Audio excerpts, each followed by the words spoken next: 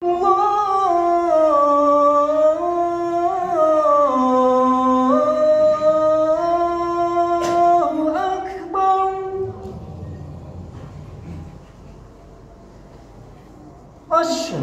an la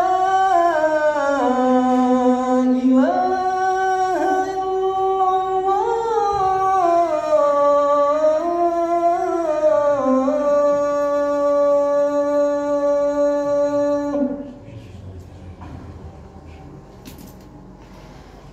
Asyhadu an la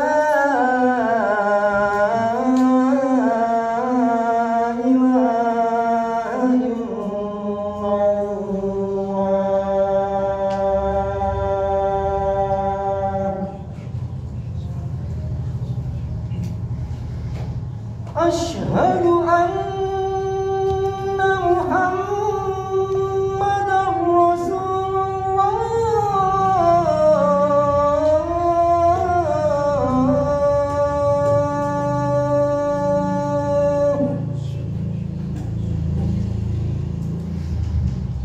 Asyhadu anna Muhammadar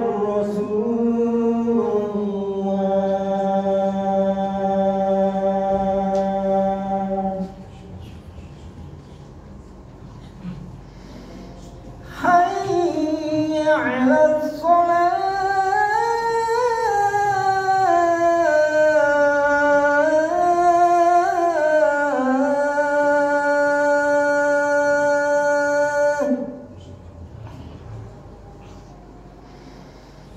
Hayya 'alas shalah.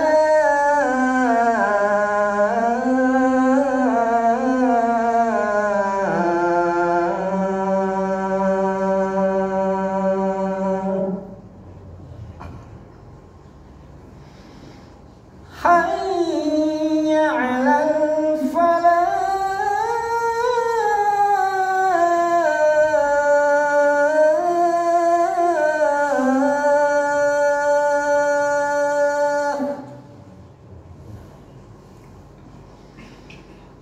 Hayya 'alal falah.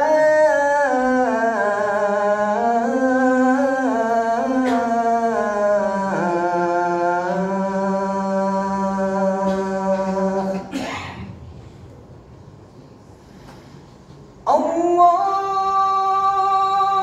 Akbar,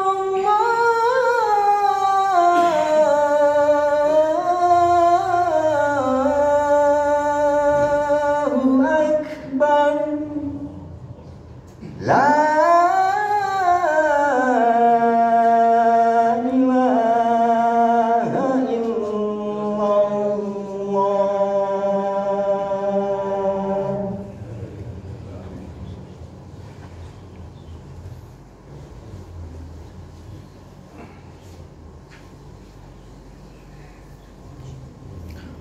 Alhamdulillah, alhamdulillahilladzi arsala rasulahu bil huda wa dinil haqq liyudhhirahu 'ala dini kullih wa kafa billahi shahida.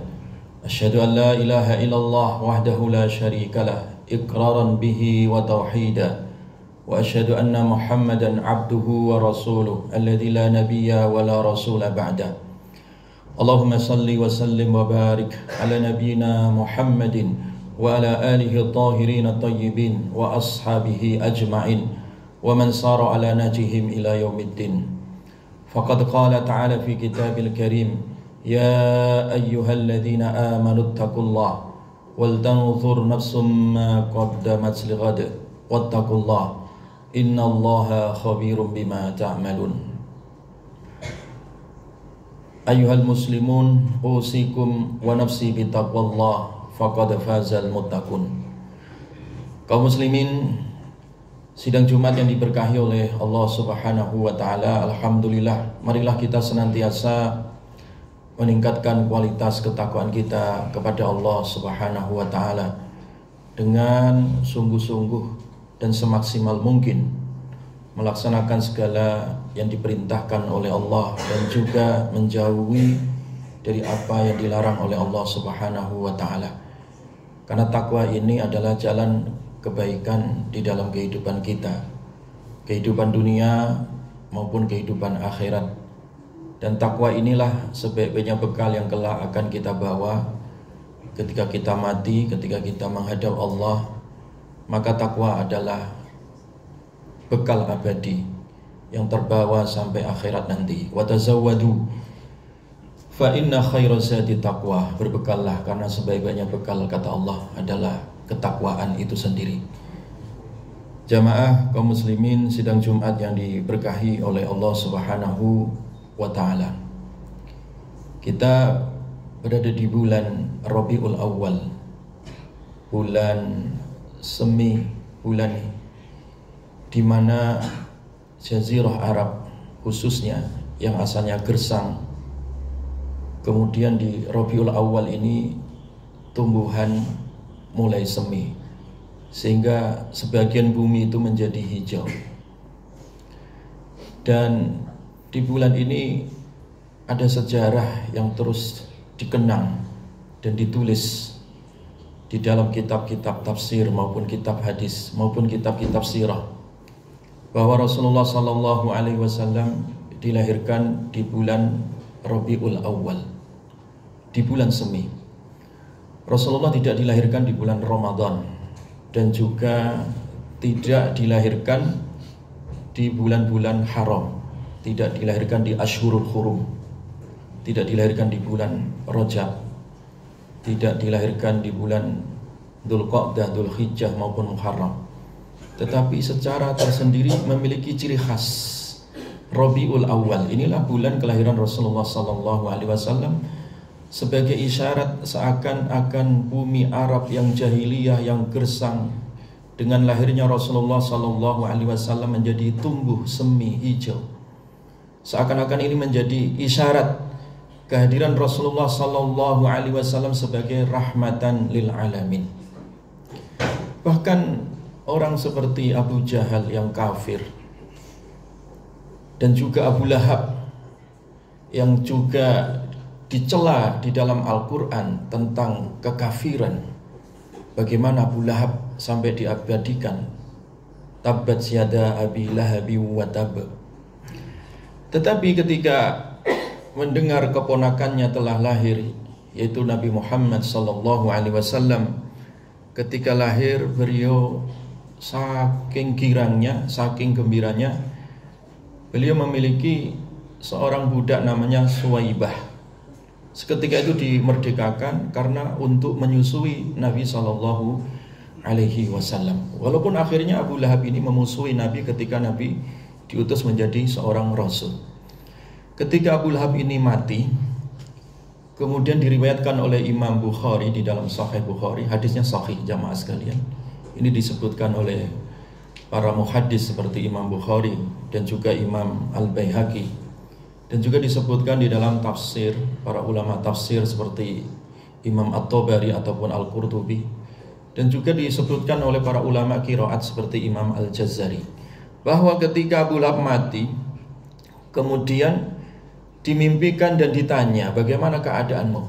Dia katakan bahwa aku dalam keadaan disiksa, kecuali ketika hari Senin. Setiap hari Senin Allah ringankan, siksanya tidak dihilangkan, karena siksa bagi orang kafir itu tidak akan pernah hilang, dan orang kafir itu tidak bakal masuk surga. Iya betul, tetapi diringankan itu memungkinkan. Dan ini kemudian pendapat ini diambil oleh para ulama Ahlus Sunnah wal Jamaah, bahwa Abu Lahab kemudian diringankan itu sebab tadi senangnya dia terhadap kelahiran Rasulullah SAW. Setiap hari Senin dia diringankan itu siksa, dan di antara jari-jarinya itu keluar air. Karena Abu Lahab dulu itulah yang pertama kali punya inisiatif memerdekakan Suwaibah untuk menyusui Rasulullah SAW, dan dengan itu dibalas menjadi syafaat, diringankan siksanya. Nah kemudian Imam Al-Jazari rahimahullah ketika mensyarah hadis ini, kalau Abu Lahab saja yang kafir, yang tidak bakal masuk surga, dia diringankan sebab syafaat senangnya dia terhadap lahirnya Rasulullah sallallahu alaihi wasallam, fama halul muslim al muwahhid min ummati Muhammadin sallallahu alaihi wasallam. Bagaimana dengan orang Islam, umatnya Rasulullah, yang senang dengan kelahiran Rasulullah, dia sudah pasti akan mendapati syafaatnya Rasulullah sallallahu alaihi wasallam. Jadi senang dengan kelahiran Rasulullah ini menjadi syiar keimanan, sebagai syiar cinta kita kepada Rasulullah sallallahu alaihi wasallam. Inilah yang disebut dengan at-ta'zim. Makanya mencintai Nabi sallallahu alaihi wasallam itu memiliki beberapa rukun. Rukun yang pertama adalah at-ta'zim, ya. Kita mengagungkan Rasulullah sallallahu alaihi wasallam. Kita senang dengan Rasulullah sallallahu alaihi wasallam. Nah, orang yang senang, orang yang cinta itu menurut kaidah bahwa idza ahabba al-mar'u katsura dzikru. Bahwa kalau orang itu mencintai sesuatu, ya, dia pasti akan banyak menyebut sesuatu itu. Ketika seorang mencintai Rasulullah sallallahu alaihi wasallam, pasti dia banyak menyebut Rasulullah sallallahu alaihi wasallam. Dengan apa cara kita menyebut Rasulullah? Yaitu dengan cara bersolawat salam. Solawat salam. Semakin banyak kita bersolawat, wabil khusus ketika hari Jumat seperti ini, itu memiliki keutamaan. Sekali kita solawat menyebut nama Nabi, Allahumma salli ala nabiyina Muhammad, itu Allah bersolawat untuknya 10 kali lipat. Dan begitu seterusnya. Dan ketika orang tadi dia bersolawat, itu juga tanda, ya, tanda ekspresi bahwa dia mencintai Nabi sallallahu alaihi wasallam dan juga ta'zim kepada Nabi sallallahu alaihi wasallam, senang kepada Nabi. Ini yang pertama. Yang kedua, jamaah sekalian, bahwa indikator orang mencintai Nabi sallallahu alaihi wasallam adalah at-tasdiqu fima akhbara. Kita membenarkan apa saja yang dibawa oleh Nabi sallallahu alaihi wasallam.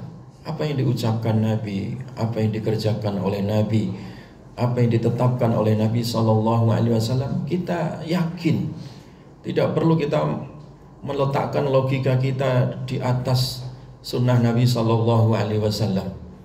Tidak perlu kita mengkritik atau mengkritisi Nabi sallallahu alaihi wasallam. Itu tanda orang ragu. Kalau orang dia beriman, itu tandanya adalah tasdik. Dia yakin 100%, totalitas.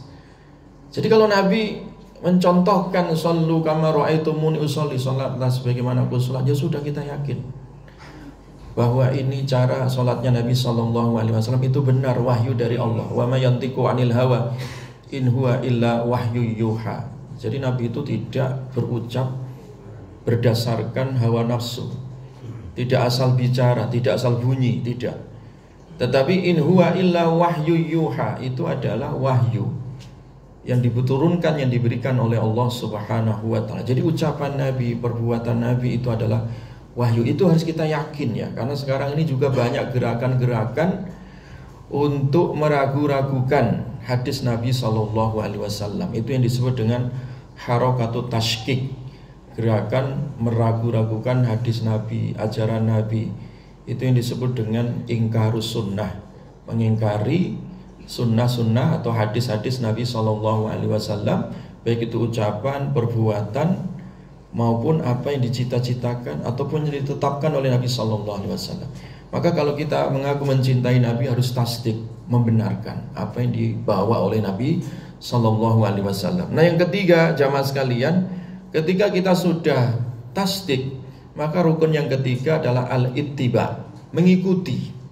Tidak cukup membenarkan, tidak cukup kita tahu, tapi sebisa mungkin kita mengikuti. Karena kalau kita mencintai, itu pasti mengikuti yang dicintai. Kenapa banyak orang, anak-anak muda, generasi-generasi Gen Z yang terkadang cara berpakaiannya, cara rambutnya, bahkan terkadang menyimpang, telinganya ditindik, hidungnya ditindik. Itu kenapa? Karena ada bayangan profil di dalam dirinya mengikuti orang yang, figur yang dia cinta, yang dia tiru gitu. Kalau orang mencintai pasti dia akan meniru. Maka kalau kita mencintai Nabi sallallahu alaihi wasallam, kita akan meniru. Meniru dalam hal-hal yang sifatnya wajib, kayak sholat 5 waktu, puasa, haji dan seterusnya. Dan meniru hal-hal yang sifatnya sunnah. Kita sholat qobliyah, ba'diyah, kita sedekah, infak. Atau meniru hal-hal bahkan yang sifatnya mubah, Hal-hal yang sifatnya mubah kayak makan, minum, duduk, ini kan hal-hal yang sifatnya mubah, ya kan? Bahkan selera itu sifatnya mubah. Seandainya kita tidak mengikuti Nabi, misalkan selera kita suka makan pedas atau asin, itu terserah yang namanya sesuatu yang mubah. Tetapi kalau kita mengikutkan, mencontoh Nabi dalam hal-hal yang sifatnya mubah, itu juga menjadi sebuah ibadah. Contoh, ketika sahabat Anas bin Malik, itu dulu dia tidak suka yang namanya buah waloh, ya, tuba namanya, tuba. Buah waloh yang banyak di pasar itu ya. Ketika sahabat Anas bin Malik ketika melihat Nabi itu senang sekali makan tuba itu, waloh itu ya. Seketika itu aku tergerak hatiku untuk menyukai yang namanya buah waloh. Padahal itu selera. Seandainya kita tidak suka buah waloh, atau suka atau tidak suka, itu tidak ada masalah. Itu namanya selera. Selera nggak bisa dipaksakan. Ya, semua orang punya selera masing-masing. Tetapi saking cintanya para sahabat itu kepada Rasulullah SAW, tidak hanya hal-hal yang sifatnya wajib ataupun sunnah, hal-hal yang sifatnya mubah, mereka contoh kok, mereka meniru. Bahkan sahabat Ibnu Umar itu dalam hal-hal yang masalah sederhana, ketika safar, beliau selalu transitnya antara Mekah dan Madinah, itu selalu transit istirahatnya di tempat di mana dulu Rasulullah istirahat di situ. Padahal masalah transit, kalau kita ke Jogja, ke Surabaya, atau kemana saja, kita mau transit di area peristirahatan manapun, itu namanya mubah, terserah, bebas gitu. Tetapi sahabat saking cintanya kepada Nabi SAW, urusan dia transit di rest area, itu memilih tempat yang dulu disinggahi oleh Nabi SAW. Ini cinta. Jadi cinta itu membawa seseorang tidak hanya mengikuti yang wajib, tidak hanya mengikuti yang sunnah, tetapi juga mengikuti hal-hal yang sifatnya mubah. Kemudian jamaah sekalian yang diberkahi oleh Allah, yang terakhir adalah bahwa ketika kita mencintai Nabi SAW adalah at-tahakum ila sunnatihi wa syariatihi, mencocokkan ya kehidupan kita ini secara totalitas, baik kehidupan individu, kehidupan berkeluarga, bermasyarakat, bernegara, itu mencocokkan dengan hukum yang dibawa oleh Rasulullah SAW.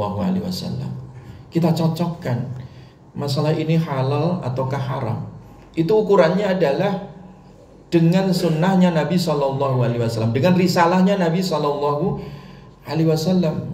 Tidak kita berhukum dengan hukum sesuai dengan kepentingan individu ataupun golongan. Ini yang enak, ini yang tidak enak, dipilih secara pragmatis, tidak. Tetapi kita mencocokkan halal haram itu ya sesuai dengan risalah syariat yang dibawa oleh Rasulullah SAW. Kita tidak menghalalkan sesuatu yang diharamkan oleh Rasulullah. Kalau Rasulullah mengharamkan ya kita ikut mengharamkan. Kalau itu hukumnya halal ya kita ikut halal sesuai dengan hukum yang dibawa oleh Nabi SAW. Makanya Nabi mengatakan innal halala bayyinun wa innal harama bayyinun. Yang halal jelas. Jelas itu maksudnya sudah ada garis pandu yang dibawa oleh Nabi SAW. Wa innal harama jelas, yang haram juga jelas. Artinya haram itu garis pandu yang sudah dibawa oleh Nabi SAW. Tahu kita dari mana? Ya kita baca Al-Quran dan tafsirnya. Kita membaca hadisnya Nabi SAW. Kita ngaji sehingga kita tahu. Di sinilah pentingnya belajar.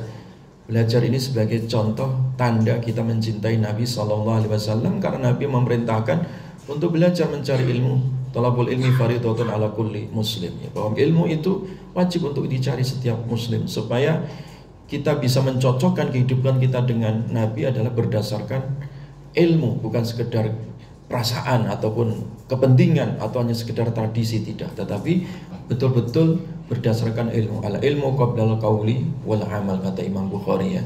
Ilmu itu harus didahulukan sebelum kita berkata dan beramal. Aqulu qauli hadza wa astaghfirullahal azim wastaghfiruh innahu wal ghafurur rahim.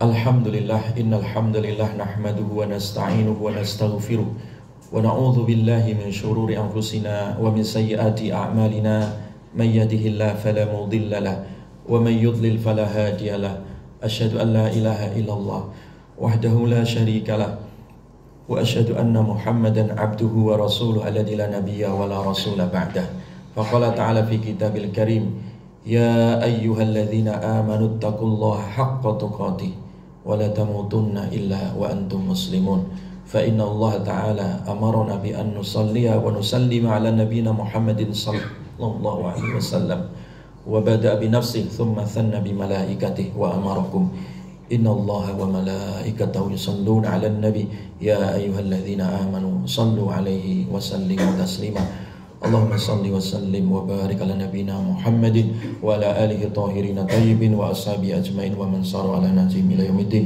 اللهم اغفر للمسلمين والمسلمات والمؤمنين والمؤمنات الأحياء منهم والأموات اللهم أرنا الحق حقا وارزقنا اتباعه وأرنا الباطل باطلا وارزقنا اجتنابه اللهم لا تدع لنا في مقامنا هذا ذنبا إلا غفرته ولا هما إلا فرجته ولا كربا إلا نفسته ولا دينا إلا قضيته ولا عسيرا إلا يسرته ولا حاجة من هوائج الدنيا والآخرة هي لك رضا ولنا فيها صلاح إلا عندنا ويسرتنا على قضائها برحمتك يا أرحم الراحمين اللهم أصلح ولاة أمورنا اللهم أصلح ولاة أمورنا اللهم أصلح ولاة أمورنا إنك على كل شيء قدير ربنا تقبل منا إنك أنت السميع العليم وتب علينا إنك أنت التواب الرحيم ربنا هب لنا من أزواجنا وذريتنا قرة أعين واجعلنا المتقين إماما ربنا آتنا في الدنيا حسنة وفي الآخرة حسنة وقنا عذاب النار سبحان ربك رب العزة عما يصفون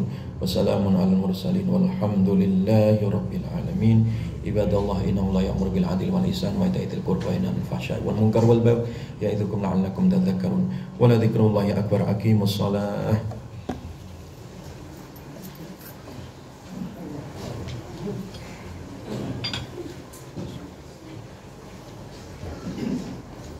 الله أكبر أشهد أن لا